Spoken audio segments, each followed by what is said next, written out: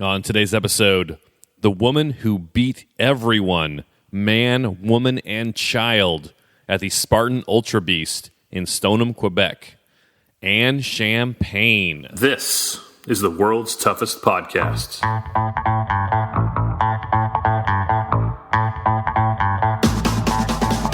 Welcome to the world's toughest podcast, where we talk about any obstacle course race you'd like, as long as that's world's toughest mudder. Each week we talk to members of the WTM community and share stories of success and failure in the single greatest event in OCR. My name is Will Hicks, and this is the world's toughest podcast. Welcome back to World's Toughest Podcast. My name is Will Hicks. Thank you for listening. You are listening to the number one rated obstacle course racing podcast in the world. Before we start, you can email me at willhicks@gmail.com. You can follow me on Twitter at @TheWillHicks, and you can follow the show on Instagram at World's Toughest Podcast. Be sure to check the World's Toughest Podcast hashtag World's Toughest Podcast, to find posts from our World's Toughest social media team. They post clips and pictures from each new episode, and they are all veterans of World's Toughest Mudder. Feel free to follow them. Ask them any questions you have about World's Toughest. On today's show, Anne Champange. This will be Anne's first year at World's Toughest Mudder. I first heard about Anne when she placed second at Toughest Mudder East this year in Boston. Then 2 months later, Anne was racing the Stoneham, Quebec Ultrabeast, and she beat everyone. We're going to talk about that in our call in a second. Don't forget, you can enter to win a free pair of Merrell Agility Peak Flex or Merrell All Out Crush trail running shoes by texting the word TOUGH to the number 22828. That's TOUGH to the number 22828. Totally free. If you do not have a pair of Agility Peak Flex for World's Toughest Mudder yet, you need to get them stat. It's time to play You're So Smart. Hey baby, you're so smart. Look at what you're doing now. We're doing a special 2-week version of You're So Smart. To enter, I need you to predict the top 3 men and the top 3 women in order from World's Toughest 2018. Email your predictions to worldstoughestpodcast@gmail.com with So Smart WTM in the subject line. If you guess all 6 people and their final positions correctly, you will win a sticker. And I will call you on air to congratulate you personally, because you are awesome. Email your prediction to worldstoughestpodcast@gmail.com with So Smart in the subject line. Totally free to enter. It's an email, man. You can afford it. Let's talk iTunes reviews. 5 stars. 5 stars. 5 stars. 5 stars. 5 stars. 5 stars. 5 stars. 5 stars. If you'd like to be a part of the show, you can leave a review on Apple Podcasts. Just open the purple podcast app on your iPhone or iPad, search for World's Toughest Podcast. Click our logo, and then scroll down to click Write a Review. If you don't have an iPhone, you can still leave a review. Go to Amazon.com and search for World's Toughest Podcast. Click our logo, scroll down, and click Write a Customer Review, and I will read it on a future episode. We already talked about some of the athletic accomplishments of Anne Champange in the Open. Even though this is her first year at World's Toughest Mudder, do not forget about her. It is time to talk with Anne Champange. Let's go to the phones. Anne Champange, welcome to the show. Hey, hello. Anne, how are you doing? I'm doing super fine, and you? So good. We have World's Toughest Mudder coming up in a few weeks. What is your plan? Yeah, exactly. What's your plan for World's Toughest? My plan. I worked like a lot in the last months in my endurance workouts and more in the last weeks on my grip strength, and I'm just like getting ready for whatever, because we don't really know what we will have. So I did a lot of mileage. My legs are ready. I'm working more on my grip strength now.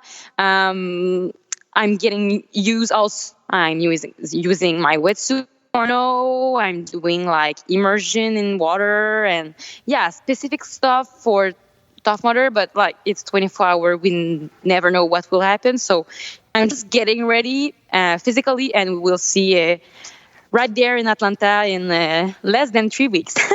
And this will be your first time at World's Toughest, correct? Yeah, first time. So how do you feel about World's Toughest? This is 8 hours is a lot different than 24 hours. For sure. Toughest was like maybe an introduction of what can be a little bit more like World Toughest, but in a shorter event. So 8 hours was just perfect. Mentally, I didn't have to go like deep mentally to focus and to have like maybe a breakdown or something. But I know in 24 hours it can happen.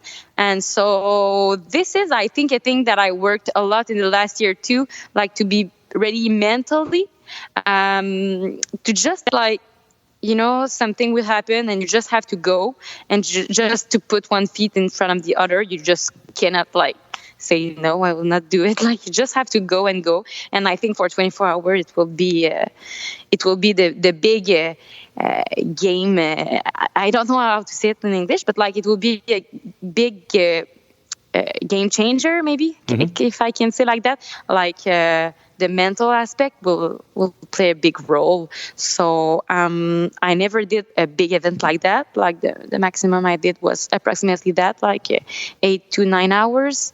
So it will be a first time. So I don't have like expectations.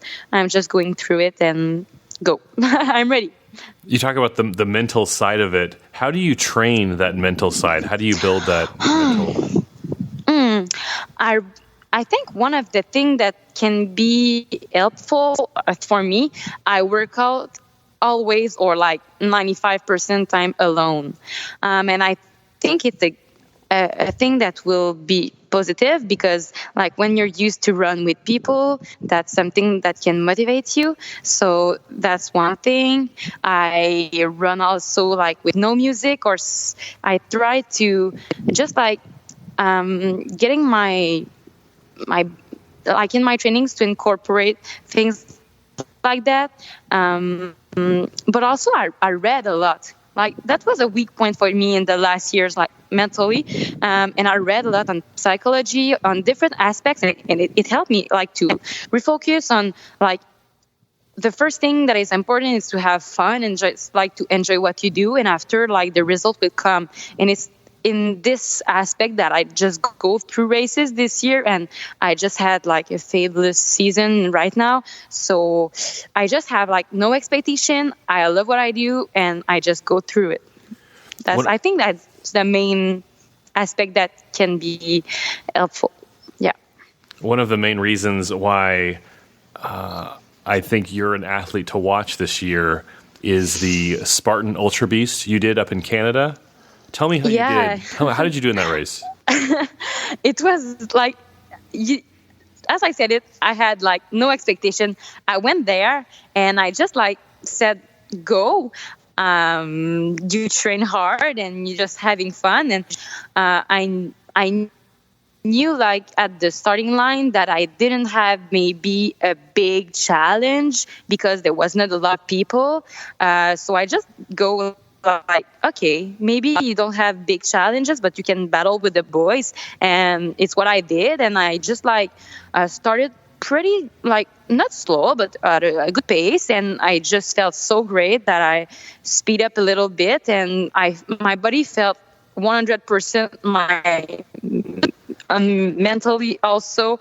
Obstacles went really great. My legs, like I was feeling uncatchable, and I took the lead, and I won this race. Overall, it was so much a great feeling to win that, and like to have all my friends there. It was just like perfect moment, and maybe something like that of my season that had a turning point on my visibility, maybe a little bit like in the sport. And I took it, and I just said like, you work for it. And yeah, I find a lot of fun in those like endurance events more than like the small events. So yeah. Yeah, so you beat all the women, and you beat every single man out there. Yeah, exactly. I don't follow Spartan as closely as I follow Tough Putter, but I can't think of that happening before.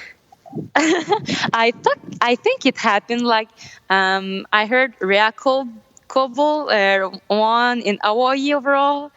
And also maybe Hélène Dumais a few years ago in Tao. But like it's not something that like we hear a lot, but in more endurance events, women can be like the gap between women and men are shorter in like smaller distance. So I think it's something that can advantage us. Like we see it also like maybe last year in World Toughest Mudder, like the gap between the first man and the first woman was not like that much. So when we go through more endurance events, we can tackle a little bit with the boys. You mentioned Rhea Koval. Rhea will be one of your main competitors this year at World's Toughest. Yeah. Have you raced against her before? Never. I run more in Canada now, but I did like some races in US, but she wasn't like in the same distance as me. I was in Killington, but she was doing the Beast, and I was doing the Ultrabeast. So can't wait to run with her, not against her. I think run with her, and to have like these amazing athletes around me to challenge. Like it will be really, really great. There are other like names that I saw that will be there, and I can't wait to share like this 24 all day long with her. It will be challenging. Yeah. So this is your first year running at World's Toughest. What are some of the things that you've done to prepare, or what are some tricks that you hope will carry you through? Mm-hmm. I read articles on some athletes that wrote about the last years in World Toughest Mudder that can help because they have experience in like this specific, because it's not like it's a special endurance event. It's not like all the others. So I read and heard like some podcasts and videos about that, but also I trained more specifically in the last week, trying foods too that I can like digest well. So I know a few things will work. I will be prepared like in my material because it's cold. I think in Atlanta, like everybody are saying it will be cold and maybe colder than Las Vegas. So this is a big aspect that I worked on because I'm fragile a little bit with the weather. So a lot of like swim, run, and some river around and like in the mountain and just getting used to that.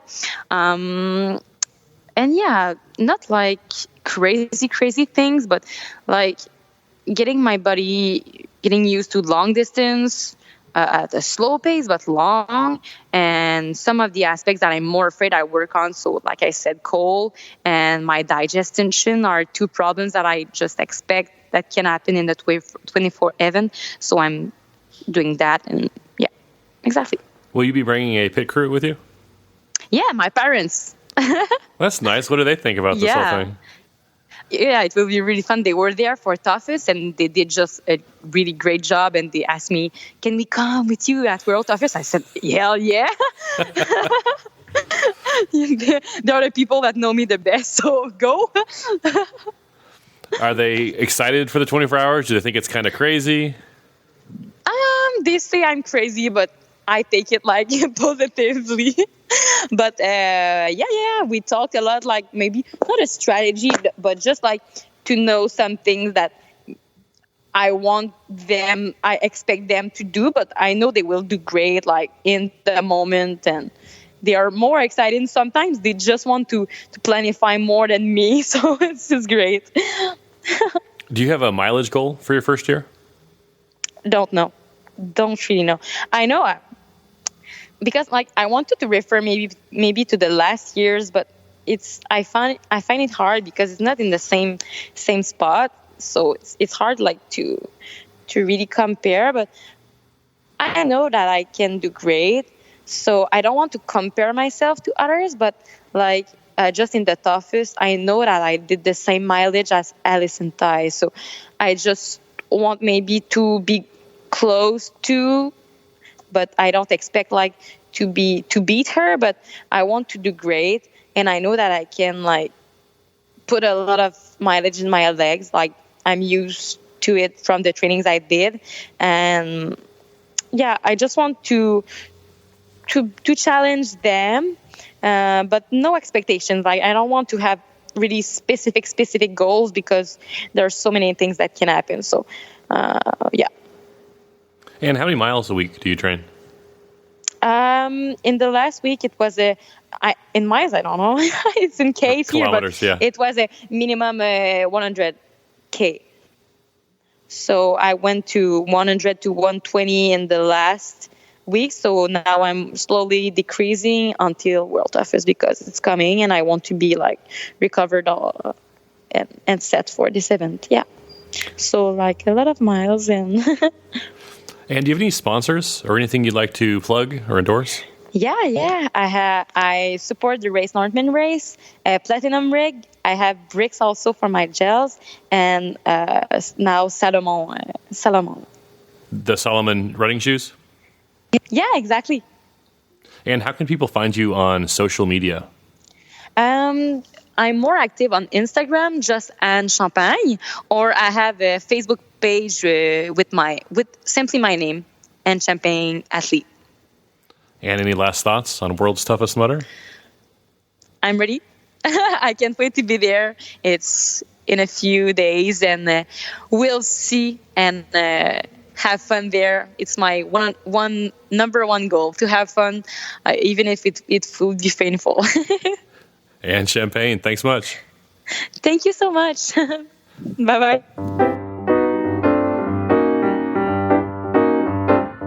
Special thanks to Anne Champagne for appearing in this episode. Well done, Anne. Good luck in Atlanta. Hey, here's an announcement that we're bearing at the end of an episode. I'll tell you more about this later, but Carlo Piscatello will be working Instagram for World's Toughest Podcast at World's Toughest Mudder. So if you want to follow along from home, if you're not going to be in Atlanta, get on Instagram, follow World's Toughest Podcast, and Carlo will show you everything. So excited as Elite Week rolls on. Don't forget Amelia Boone on episode 100 coming up soon. Can't wait. I will talk with you soon. Go spend time with someone you love.